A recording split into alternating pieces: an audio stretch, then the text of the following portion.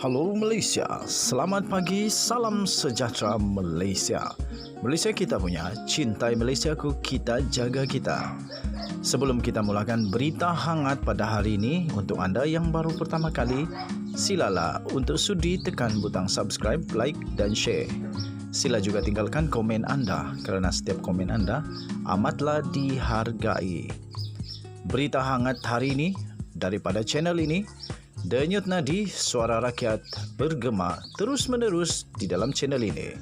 Setiap hari kita membawakan berita-berita terbaru yang pastinya dinantikan oleh seluruh rakyat Malaysia. Kita akan mulakan berita kita. 1, 2, 3. Berita mula sekarang. Salam sejahtera Malaysia. Berita terkini dipetik daripada malaysiakini.com. Dr. Mahathir berkata Najib buat orang Melayu hilang rasa malu mencuri. 22 Ogos 2022 pukul 8.17 pagi diterbitkan di Malaysia Kini. Berita penuh. Dr. Mahathir Mohamad sekali lagi melemparkan kritikan tajam terhadap seteru politiknya, iaitu Datuk Seri Najib Tun Razak yang disifatkannya sebagai individu yang paling berjaya menterbalikkan orang Melayu. Pengerusi pejuang itu mendakwa kejayaan terbesar Najib adalah menanam pendapat dalam kalangan orang Melayu untuk tidak malu meskipun mencuri.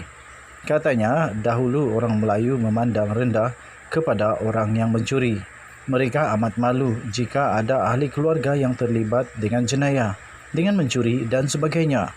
Tetapi sekarang orang Melayu tidak lagi berasa malu. Apa nak malu? Najib menanam pendapat bahawa apa nak malu jika ia mencuri. Kata Mahathir lagi, dia bos. Bos boleh mencuri. Kalau bos tak malu kerana mencuri, orang Melayu pun tak perlu malu bila mencuri. Kata bekas Perdana Menteri itu dalam hantarannya di Facebook semalam. Akibatnya, kata ahli parlimen daripada Langkawi itu, ramai orang ketika ini tak tahu malu. Ada yang sampai cium tangan. Kenapa cium tangan? Boleh dapat duit, boleh dapat jawatan. Apa nak malu? Kalau tangan berbau najis, tak apa. Ada duit dalam najis. Terbongkok-bongkoklah nak cium tangan. Apa nak malu? Kalau tangan bersalut tahi tetapi ada duit, okeylah. Tak payah malu, sindirnya. Tambah ahli parlimen Langkawi itu lagi, dunia telah mentertawakan Malaysia dengan kelakuan yang memalukan. Katanya, inilah kejayaan Najib yang terbesar. Orang Melayu tak perlu malu. Terima duit yang dicuri tak malu. Minta duit free tak malu. Tak bayar hutang tak malu. Pilih pencuri perasuah banduan sebagai Perdana Menteri, okey, tak malu. Dunia ketawa negara Malaysia kerana tak malu dengan kelakuan yang memalu. Tak malu, katanya lagi. Najib yang juga adalah merupakan pengerusi Lembaga Penasihat Barisan Nasional kini dalam proses menyelesaikan rayuan terakhirnya di Mahkamah Persekutuan berhubung sabitan dan hukuman penjara 12 tahun dalam kes SRC International Sdn Bhd. Semalam, bekas Perdana Menteri itu sekali lagi telah melafazkan sumpah menafikan penglibatannya dalam penyelewengan dana SRC. Sekian berita, salam sejahtera Malaysia. Malaysia kita punya, cintai Malaysiaku, kita jaga kita. Jangan lupa tekan butang subscribe, like dan share. Sila tinggalkan komen anda juga, kerana komen anda amatlah dihargai. Selamat Hari Kemerdekaan untuk seluruh rakyat Malaysia. Kita cintai Malaysia kita jaga kedaulatan negara kita yang tercinta. Bye-bye.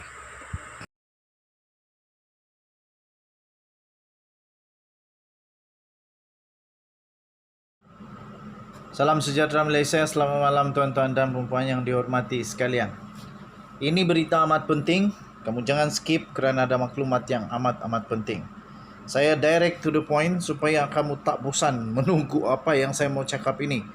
Okey, tuan-tuan dan puan-puan yang dihormati sekalian.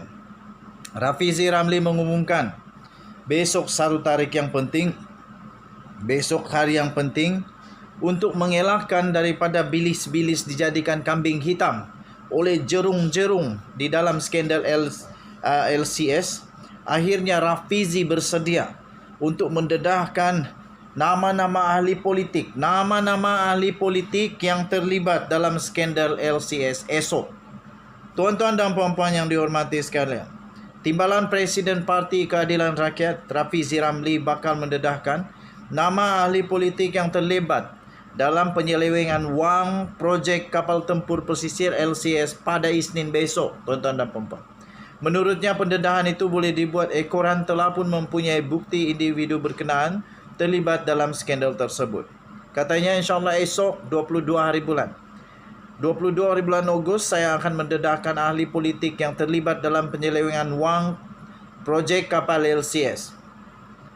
Tuan-tuan dan puan-puan, kata Rafizi, dia boleh dinamakan kerana bukti telah ada. Katanya menerusi hantaran di Facebook pada Ahad.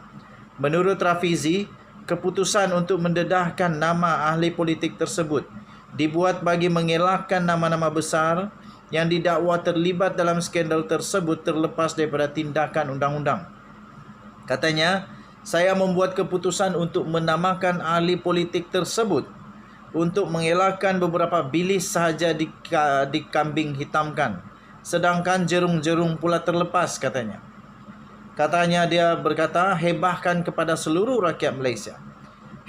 #Ayu Malaysia, kita perangi mat-mat sakau yang merompak duit rakyat, katanya. Untuk makluman, Rafizi sebelum ini telah memulakan siri pendedahan berhubung isu projek LCS oleh Tentera Laut Diraja Malaysia TLDM dengan beberapa dakwaan antaranya Boasted Naval Shipyard Sdn Bhd BNS telah menerima dokumen sebut harga daripada Naval Group, dahulu dikenali sebagai DCNS, sebelum surat lantikan LOA daripada Kerajaan Malaysia.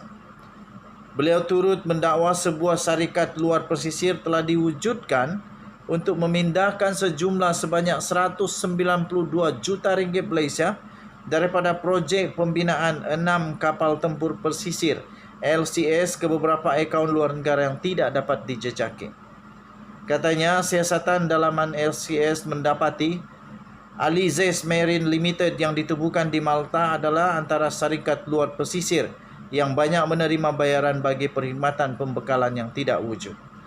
Pada beberapa hari yang lalu, tuan-tuan dan puan-puan yang dihormati sekalian, Rafizi Ramli telah mendedahkan bahawa memang ada skandal kewangan cuba mencuri wang daripada projek LCS dengan cara memindahkan transferring duit kepada syarikat yang hampir sama namanya. Ini sama modus operandi dalam 1MDB. Menggunakan taktik yang sama, iaitu mentransfer wang kepada satu syarikat yang hampir sama, tetapi sebenarnya syarikat itu tidak wujud. Maksudnya tiada fungsi pun, tapi semata-mata hanya untuk membersihkan wang. Okey, jadi pastinya nama-nama yang kita nantikan. Nah, baru-baru ini Zahid Hamidi mendedahkan bahawa BN akan kalah kalau PRU diadakan lebih lewat. Mungkinkah ini maksud dia? BN boleh kalah kerana Rafizi dan orang-orang bijak di Malaysia yang tahu bagaimana untuk membuat siasatan akan mendedahkan banyak lagi skandal kewangan yang membabitkan ratusan juta, malah bilion ringgit Malaysia yang hilang begitu sahaja tanpa ada hasil yang seperti diharapkan. Kapal-kapal yang diharap sudah selesai, sudah siap at least satu atau dua, satu pun tidak siap. Hanya 44% yang terbaik. Hampir siap pun tidak. Separuh pun tidak. Tapi duit sudah dibayar berapa? 6 bilion. Daripada 9 bilion, 6 bilion sudah dibayar. Tapi satu pun tak ada lagi yang siap. Yang disebut-sebut di dalam kes skandal keuangan ini ada beberapa nama yang selalu disebut. Tapi belum tentu lagi nama mereka ini adalah nama yang akan disebut oleh Rafizi besok. Tapi nama-nama mereka sudah pun dikaitkan dengan